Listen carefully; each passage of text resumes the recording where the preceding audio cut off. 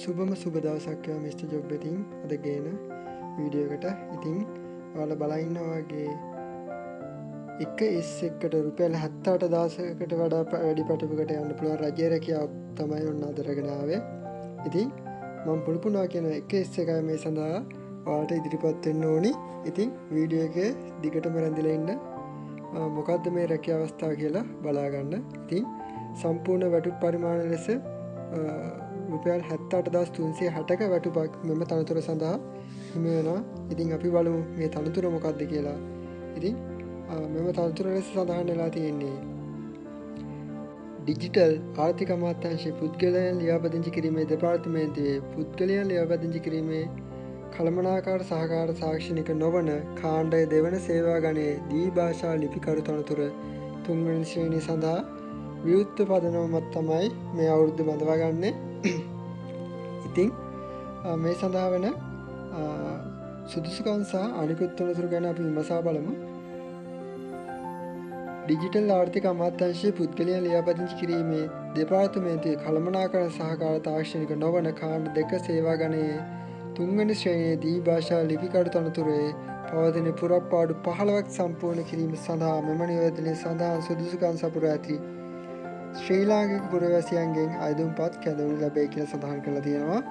ඉතින් අපි බලමු පළවෙනියටම බඳවා ගැනීමේ ක්‍රමය මොකක්ද කියලා. මෙම නිවේදනයේ දක්වා ඇති සුදුසුකම් සම්පූර්ණ කර ඇති අයදුම්කරුවන් සඳහා පමණක් පුද්ගලයන් ලියාපදිංචි කිරීමේ දෙපාර්තමේන්තුවේ කොමසාරිස් ජෙනරාල් විසින් පත් කරනු ලබන සම්මුඛ පරීක්ෂණ මණ්ඩලයක් විසින් පවත්වනු ලබන යෝග්‍යතාවය ඇගයීමේ සම්මුඛ පරීක්ෂණයේ ප්‍රතිඵල මත එම පරීක්ෂණයේ සමත් වීමේ අවම ලකුණු ප්‍රමාණය ඉක්මවා අයදුම්කරුවන් අතරින් පිළිවෙලින් ඉහළම ලකුණු ලබා ගන්න අයදුම්කරුවන් පවතින පුරප්පාඩු සඳහා යොමු කරනවා කියලා තමයි සඳහන් වෙන්නේ. ඉතින් අවම ලකුණු ප්‍රමාණය ඉක්මවා යන අයදුම්කරුවන් තමයි ෂෝට් ලිස්ට් කරනවා කියලා ඉතින් සඳහන් කරලා තියෙන්නේ. ඉතින් අපි බලමු මූලික වශයෙන් මේ සඳහා අවශ්‍ය වන සුදුසුකම් මොනවාද කියලා. ඉතින් ප්‍රධාන වශයෙන්ම ඔයාලට ඕනි සිංහල දෙමළ ඉංග්‍රීසි ගණිතය සහ විෂයන් දෙකකට සම්මාන සාමාත්‍ය සහිතව එකවර විෂයන් 6කින් අපොස සාමාන්‍ය පෙළ විභාගය අනිවාර්යයෙන්ම සමත් වෙලා තියෙන්න ඕනේ මේ සඳහා. ඊට පසුව අධ්‍යාපන පොදු සහතික පත්‍ර සාමාන්‍ය පෙළ අධ්‍යාපන පොදු සහතික පත්‍රය උසස් පෙළ විභාගයේදී පහත සඳහන් එක් සුදුසුකමක් සපුරලා තියෙන්න ඕනේ. ඉතින් අයදුම්කරුවන් මාධ්‍ය භාෂාව සිංහල නම් දෙවන භාෂාව ලෙස ඔයාලා දෙමළ අනිවාර්යයෙන්ම සමත් වෙලා තියෙන්න ඕනේ සාමාන්‍ය සමාත්‍ය සහිතව. අයදුම්කරුවන්ගේ මාධ්‍ය දෙමළ නම් අනිවාර්යයෙන්ම සිංහල භාෂාවෙන් සමත් වෙලා තියෙන්න ඕනේ සාමර්ථ්‍යයක් සහිතව. ඉතින් අයදුම්කරුවන්ගේ මාධ්‍ය භාෂාව ඉංග්‍රීසි නම් සිංහල භාෂාව හෝ භාෂාව සහ සාහිත්‍ය හෝ දෙමළ භාෂාව සාහිත්‍ය සඳහා සාමාර්ථයක් ලබලා තියෙන්න ඕනේ සාමාන්‍ය සාමාර්ථයක්. සහ අධ්‍යාපන පොදු සහතික පත්‍ර උසස් පෙළ විභාගයේ අවම වශයෙන් විෂයන් එකක්වත් පොදු පරීක්ෂණය හැර සමත් වෙලා තියෙන්න ඕනේ. ඉතින් මේ සඳහා ඔයාලගේ ස්ට්‍රීම් එක නැත්තම් ඔයාලගේ විෂය මොකක්ද කියලා බලපාන්න ඕනම විෂයකින් S එකක් ලැබලා තියෙනවා නම් ඔයාලට මේ සඳහා ඉදිරිපත් වෙන්න පුළුවන්. ඒ වගේම මේ සඳහා අවශ්‍ය වෙන කායික සුදුසුකමුත් තියෙනවා. සෑම අපේක්ෂකයෙම ශ්‍රී ලංකාවේ ඕනම ප්‍රදේශයක සේවය කරන්න පුළුවන් විදිහට හැඩගැහිලා ඉන්න ඕනේ. ඉතින් එක ප්‍රදේශයකට නියමිත අයුරින් සේවය කරන්න නම් බලාගෙන ඉන්න එපා කියලා තමයි මේ කියන්නේ. ඊට පස්සේ වෙනස් සුදුසුකම් ලෙස ඔයා අනිවාර්යයෙන්ම ශ්‍රී ලාංකිකය පුරවැසියෙක් වෙන්න ඕනි. විශිෂ්ට චරිතකින් යුක්ත වෙන්න ඕනි. තනතුරට බඳවා ගැනීම සඳහා අවශ්‍ය සුදුසුකම් අයදුම්පත් කැඳවන අවසාන දිනයට සෑම ආකාරයකින්ම සම්පූර්ණ කරලා තියෙන්න ඕනි. ඒ වගේම සටහන එක ලෙස දක්වලා තියෙනවා මූලික අධ්‍යාපන සුදුසුකම් සනාථ කරන ලේඛනවල වරහන් ඇතුලේ අපොස සාමාන්‍ය පෙළ සහ අපොස උසස් පෙළ අයදුම්කරුවන් විසින් සහතික කළ පිටපත් අයදුම්පතට අමුණ. ඉතින් ඔයාලා මේකේ පිටපතක් නැත්තම් ෆොටෝකෝපි එකක් අරගෙන ඔයාලගේ අස්සන යොදලා මේක ඔයාලා විසින් සහතික කරා කියලා මේක ඔයාලගේ අයදුම්පතට අනිවාර්යෙන් අමුණලා තමයි යවන්න ඕනේ. මේ සඳහා වෙන වයස් සීමාවක් දක්වලා තියෙනවා. අයදුම්කරුවන් අයදුම්පත් බාර ගන්න අවසාන දිනට වයස අවුරුදු 18ට නොඅඩු විය යුතු අතර අවුරුදු 30ට නොවැඩි අය වෙන්න ඕනි. ඉතින් මේ සඳහා අයදුම් කිරීමේදී සේවය නියුක්ත කිරීමේ කොන්දේසි සහ සේවා කොන්දේසි. ඉතින් මේ සඳහා වෙන සේවා කොන්දේසි ලෙස මෙම තනතුර ස්ථීර අනිවාර්යයෙන්ම මේක ස්ථීර රජයේ රැකියාවක් විශ්‍රාප වැටුපක් හිමි වෙනවා. ඉතින් ඔබට හිමි විශ්‍රාව වැඩ ක්‍රමය පිළිබඳ රජය විසින් ඉදිරිදී ගනු ලබන ප්‍රතිපත්ති තීරණ වලට ඔබ යටත් වෙන්න ඕනි.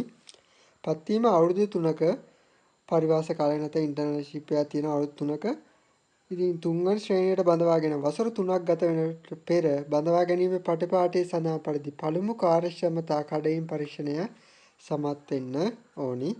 ඒ වගේම 2020යි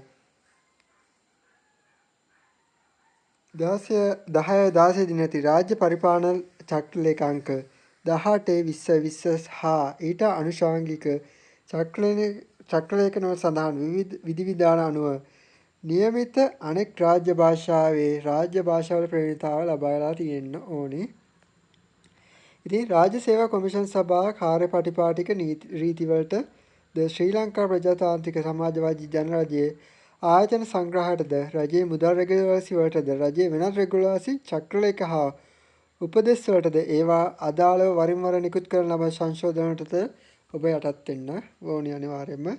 ඉතින් අයදුම් කරන ලබන භාෂා මාධ්‍ය පසුව වෙනස් කිරීමට ඉඩ දෙන නොලබේ. ඉතින් ඔයාලට මේකට අයදුම් කරන භාෂා මාධ්‍ය ඔයාලට වෙනස් කරන්න දෙන්න. ඉතින් ඒක එකපාර හිතලා අනිවාර්යයෙන්ම දාන්න ඕනි. ඉතින් අපි වටුප් පරිමාණය ගැන කතා කරා. ඉතින් 78360ක සම්පූර්ණ වටුපක් ඔබට මේ සඳහා හිමි වෙනවා. ඉතින් යෝග්‍යතා ඇගීමේ සමුක්ක පරීක්ෂණය සඳහා පාත සඳහා ලකුණු පටිපාටිය තමයි හිමි වෙන්නේ. පරීක්ෂණ සමස්වීම සඳහා අවම ලකුණු ප්‍රමාණය 35ක් වෙන්න ඕනේ. ඉතින් අපි බලමු මේ සඳහා වන මූලික සුදුසුකම් වල අතිරේක ලැබෙන භාෂා ප්‍රවීණතාවය ගැන අපි විමසලා බලමු. ඉතින් අධ්‍යාපන ප්‍රතිපාද සහතික පත්‍ර සාමාන්‍ය පෙළ විභාගයේ අයදුම් කරවන භාෂාව සිංහල නම් දෙවන බස දෙමළ ඒ සාමාර්ථය යන ලකුණු 10ක්ද B සාමාර්ථය යන ලකුණු 8ක්ද C සාමාර්ථය යන ලකුණු 5ක්ද හිමි වෙනවා. ඉතින් ඉංග්‍රීසි භාෂාව සඳහා ඒ සාමාර්ථය යන අනිවාර්යෙන් ලකුණු 10ක් හිමි වෙනවා. B සාමාර්ථය යන ලකුණු 8ක් හිමි වෙනවා. C සාමාර්ථය යන ලකුණු 5ක් හිමි වෙනවා. ඉතින් මාධ්‍ය දෙමළ භාෂාව නම් අනිවාර්යයෙන්ම අර කියපු පටිපාටිය තමයි ඔයාලට හම්බ වෙනවා. දෙවන බස සිංහලට 10 ඒ සාමාර්ථයකට 10ක් B සාමාර්ථයකට 8ක් C සාමාර්ථයකට 5ක් ලෙස හිමි වෙනවා. ඉතින් අයදුම් කරවන්ගේ මාධ්‍ය භාෂාව ඉංග්‍රීසි නම් අර විදිහටම සිංහල හෝ දෙමළ වලට ඔයාලට ලකුණු 10 8 5 බැගින් හිමි වෙනවා. A B C යන ඔබගේ සාමාර්ථයට අනුව ඉතින් රාජ්‍යයේ පිළිගත් ආයතනයක් විසින් ලබාගත් අදාළ භාෂා ප්‍රතිපද පාඨමාලාව සඳහා මාස 3කට නොඅඩු 5යි මාස 6කට නොඅඩු ලකුණු 10යි අවුරුදු 1කට හෝ ඊට වැඩි ලකුණු 20යි. ඒ කියන්නේ ඔයාලා NDQ 3 නැත්නම් ඩිප්ලෝමා පාඨමාලා හදාරලා තියෙනවා නම් තමයි මෙම ලකුණු ඔයාලට හිමි වෙන්නේ. ඉතින් ත්‍රයි භාෂාවෙන් කටයුතු කිරීම පිළිබඳ ලබා ඇති සේවා පළපුරුද්දට සේවා කාලය මාස 6කට නොඅඩු කාල සීමාව සඳහා ලකුණු 5 බැගින් හම්බ වෙනවා. ඉතින් ලකුණු 30ක් ඒ සඳහා සම්පූර්ණයෙන්ම හිමි වෙනවා. ඉහත සඳහා සුදුසුකම් සම්පූර්ණ කර ඇති රාජ්‍යයේ හෝ පෞද්ගලික අංශයේ නිලධාරීන් මෙම තනතුර සඳහා අයදුම් කිරීමේදී ත්‍රයි භාෂෙන් ලබා ඇති සේවා පළපුරුද්ද තම ආයතනයේ ප්‍රධානය මගින් ලබාගත් සේවා සහතිකයකින් සනාථ කරන්න ඕනි අනිවාර්යයෙන්ම. ඉතින් ඔයාලට සර්විස් සර්ටිෆිකට් මේ සඳහා තියෙන්න ඕනේ. මේ සඳහා ඔයාලට එක්ස්පීරියන්ස් තියෙනවා නම් අනිවාර්යයෙන්ම තොරතුරු තාක්ෂණ පිළිබඳ දැනුම අනිවාර්යෙන් මේ සඳහා තියෙන්න ඕනි කියලා දක්වලා තියෙනවා. ඉතින් රජයේ පිළිගත් ආයතනයේ තොරතුරු තාක්ෂණ පිළිබඳව පාඨමාලාව නැත්නම් NEQ 3, NEQ 4 හෝ NEQ 5 නැත්නම් ඩිප්ලෝමා පාඨමාලා හඳුනාගන්න තියෙනවා නම් ඔයාලට සම්පූර්ණ ලකුණු පටිපාටියේ ලකුණු 20ක් හිමි වෙනවා. ඉතින් ඩිප්ලෝමා එකක් ඔයාලට තියෙනවා නම් සම්මුඛ පරීක්ෂණ මණ්ඩලය විසින් භාෂා ප්‍රවීණතාව මන බලනවා අනිවාර්යයෙන්ම. ඒ සඳහා විමසන ප්‍රශ්න 5ක් ඔයාලගේ විමසනවා. ඉතින් මේ ප්‍රශ්න 5ට ඔයාලා උත්තර දුන්නොත් ලකුණු 5ක් හිමි වෙනවා. සම්මුඛ පරීක්ෂණයේදී දක්වන ලද කුසලතා පෞරුෂයට නැත්නම් සාමාන්‍ය ජෙනරල් නොලෙජ් වලට ලකුණු 2ක්, භාෂා හැසිරීමට ලකුණු 2ක්, පැහැදිලිව අදහස් ප්‍රකාශ කිරීමේ හැකියාවට සහ පෞරුෂත්වයට අනිවාර්යයෙන්ම ලකුණු 1ක් හම්බ වෙනවා. මුළු එකතුව ලකුණු 100ක් ඔබට මේ සඳහා අනිවාර්යයෙන්ම හිමි වෙනවා. සටහන 2 යෝග්‍යතාව ඇගීමේ සම්මුඛ පරීක්ෂණයේදී ඉදිරිපත් කරන ලබන සහතිකව පත්වල අදාළ කාලසීමාව පිළිබඳ සඳහන් නොවුනේ නම් එවැනි සහතික පත්‍රවල අදාළ කාලසීමාවන් අදාළ ආයතනය මගින් ලිඛිතව තහවුරු කරගෙන ඉදිරිපත් කිරීම අයදුම්කරුවන්ගේ වගකීම වේ. එසේ කාල සීමාව සඳහන් නොමැති කාල සීමාව තවරු නොකළ සහතික පත්‍ර සඳහා ලකුණු ලබා දෙනු නොලබේ. ඉතින් ඔයාලා අනිවාර්යයෙන්ම ඔයාලගේ ඩිප්ලෝමා නැත්නම් NEQ සහතිකයක් තියෙනවා නම් අනිවාර්යයෙන්ම ඔයාලා ඒ හදාරපු ඉන්ස්ටිටියුට් එකෙන් අනිවාර්යයෙන්ම ඔයාලා ලියුමක් ගන්න ඕනේ. නැත්නම් ඔයාලගේ සර්ටිෆිකේට් එක අනිවාර්යෙන් සඳහන් වෙන්න ඕනේ. මෙච්චර කාලයකට අපි මේ කෝස් එක කරා කියලා අනිවාර්යෙන්ම. ඊට පස්සේ 7 අපේක්ෂකයන්ගේ අනන්‍යතාවය තහවුරු කිරීම සඳහා යෝග්‍යතා ඇගීමේ සම්මුඛ පරීක්ෂණය කඳවුණු ලබන සෑම ආකාරයකින්ම සම්පූර්ණ අයදුම්පත් ඉදිරිපත් කර ඇති අපේක්ෂකයන් පමණි. සම්මුඛ පරීක්ෂණයේදී සියලු සහතික පත්‍රවල මුල් පිටපත් හා අයදුම්කරු විසින්ම නිසි පරිදි සහතික කරන ලද පිටපත් ඉදිරිපත් කරන්න ඕනි. සම්මුඛ පරීක්ෂණයේදී තමන්ගේ අනන්‍යතාවය සහතික කිරීම සඳහා පාද සඳහන් අනන්‍යතා පත්‍රය පිළිගනු ලැබේ. පුද්ගලයන් ලේවා පැදිංචි කිරීමේ ඥානය වළංගු ජාතික හඳුන්වපත NIC එක නැත්නම් පාස්පෝර්ට් එක නැත්නම් ඔයාලගේ ඩ්‍රයිවිං ලයිසන් එක මේ සඳහා ඉදිරිපත් කරන්න පුළුවන්. අයදුම්පත් ඉදිරිපත් කළ යුතු ආකාරය කියලා ලෙස දක්වලා තියෙන්නේ 2026 4/6 වෙනි දිනට හෝ ඊට පෙර කොමසාරිස් ජෙනරාල් පුද්ගලයන් ලියාපදිංචි කිරීමේ දෙපාර්තමේන්තුව සුහුරුපාය බත්තර මුල්ල යන ලිපිනයට ලැබෙනසේ ලියාපදිංචි තැපෑලෙන් එවිය යුතුය. එදිනට පසු ලැබෙන අයදුම්පත් ප්‍රතික්ෂේප කරනු ලබනවා කියලා දක්වලා තියෙනවා. ඉතින් ඉදිරිපත් කළ යුතු අයදුම්පතේ ආදර්ශ ආකෘති පත්‍රය මෙම නිවේදනයේ අවසානයේ දක්වලා තියෙනවා. ඉතින් අයදුම්කරුවන් ඔවුන්ගේ අයදුම්පත A4 ප්‍රමාණයට කඩදාසිවල දෙපැත්ත භාවිත කරමින් සකස් කරනවා. නැත්නම් ඔයාලා both side නැත්නම් double page තමයි මේකට භාවිත කරන්න ඕනේ. ඒ කියන්නේ එක පිටුවේ දෙපැත්තේ තමයි ඔයාලා මේක සකස් කරගන්න ඕනේ. ඉතින් මුල් පිටුවේ අංක 1 සිට 8 දක්වා, දෙවෙනි පිටුවේ 9 සිට අංක 10 දක්වා, දෙවෙනි පිටුවේ අංක 11 සිට 14 දක්වා අනුපිළිවෙලින් තමයි තමන්ගේ අත් අකුරෙන් මේක සම්පූර්ණ කරන්න ඕනේ. ඉතින් ඔයාලා print out අරගෙන ඔයාලගේ අත් අකුරෙන් අනිවාර්යෙන් සම්පූර්ණ කරන්න. මේ සමග ඇති ආදර්ශ අයදුම්පතේ ආකෘතියට අනුකූල නොවන අයදුම්පත් දැනුම් දීමකින් තොරව ප්‍රතික්ෂේප කරනවා කියලා සඳහන් වෙලා තියෙනවා. අයදුම්පත් නැතිවීම හෝ ප්‍රමාද වීම ගැන කිසිම පැමිණිල්ලක් බාර ගන්නෙත් නැහැ. අයදුම්පත් බහල් ලියුම්කාරයේ වම් පස ඉහළ කෙළවර අනිවාර්යයෙන්ම ද්විභාෂා ලිපිකර තනතුරේ 3 වෙනි ශ්‍රේණිය සඳහා අයදුම්පත් කිරීම යනුවෙන් පැහැදිලි සටහන් කරන්න ඕනි. ඒ වගේම ඔයාලගේ අයදුම්පත සහතික කරගන්න විදුහල්පතිවරයෙකු, සාමදාන විශ්වවරයෙකු, දියුණු කොමසාරිස්වරයෙකු, නීතිඥවරයෙකු, ප්‍රසිද්ධ නොතාරිස්වරයෙකු, ත්‍රිවිධ හමුදාවේ අධිකාරියක් නිලධාරියෙකු හෝ රුපියල් 82150ක හෝ ඊට වැඩි මාසික ඒකබද්ධ වැටුපත් ලබන රාජ්‍ය හෝ පළාත් රාජ්‍ය සේවයේ ස්ථීර තනකොළ දරන නිලධාරියෙක් මේක සහතික කරන්න ඕනි.